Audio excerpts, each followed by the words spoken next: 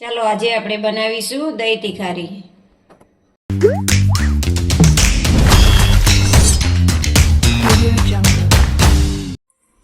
ચાલો તીખારી બનાવવા માટે આપણે પહેલા લઈશું 10 થી 15 કળી લસણ, એટલે કે એક નાનું ખેડવું આપણે લસણ લઈશું। લસણ આપણે ખાંડી નાખીશું।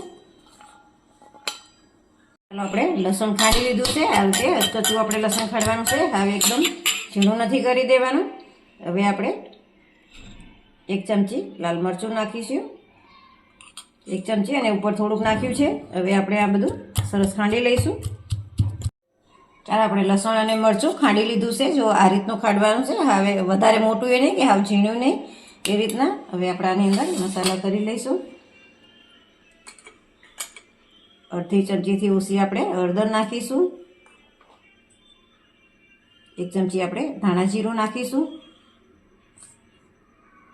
થોડુંક આપણે ઉપરથી લાલ મરચું નાખીશું। તમે આમાં કાશ્મીરી મરચું નાખવું હોય તો પણ નાખી શકો કલર માટે। હવે આપણે સ્વાદ પ્રમાણે મીઠું નાખીશું। હવે આપણે આમાં થોડુંક પાણી નાખી બધા મસાલા મિક્સ કરી લઈશું। બધું સરસ મિક્સ કરી લીધું છે, અને પાણી આપણે વધારે નથી નાખવાનું, કારણ કે આ મસાલા બરે નહીં, એ માટે થઈને થોડુંક જ આપણે પાણી નાખી અને આ રીતે મિક્સ કરી લેવાનું છે। હવે આપણે 1 વાટકી દહીં લઈશું। દહીંમાંથી મેં પાણી નિતારી લીધું છે, તો પણ હજી દેખાય છે, એ પણ આપણે પાણી નિતારી લઈશું। ચાલો હવે આપણે મોટી 2 ચમચી તેલ લેવાનું છે। આમાં તેલ થોડુંક ચડિયાતું હોય તો સરસ લાગે છે। આપણું તેલ ગરમ થઈ ગયું છે। પહેલું તો આપણે ગેસ ધીમો કરી દઈશું, અને આપણે ચપટી હિંગ નાખીશું। આપણે એકદમ ધીમા ગેસથી આને સોતે કરવાની છે ચટણીને।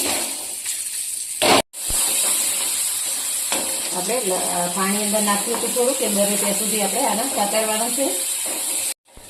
આપણે મસાલો સરસ થઈ ગયો છે, અને જે તેલ છૂટું પડવા માંડ્યું છે। હવે આપણે ગેસ બંધ કરી દઈશું, થોડીક વાર રીતે સાતરશું। હવે આપણે દહીં નાખીશું। દહીં આપણે ભાગવાનું નથી, એમને એમ જ અગાવાર જ નાખવાનો છે। હવે આપણે બધું મિક્સ કરી લઈશું। હવે આપણે ઉપરથી કોથમીર નાખીશું। હવે આપણી તીખારી તૈયાર છે।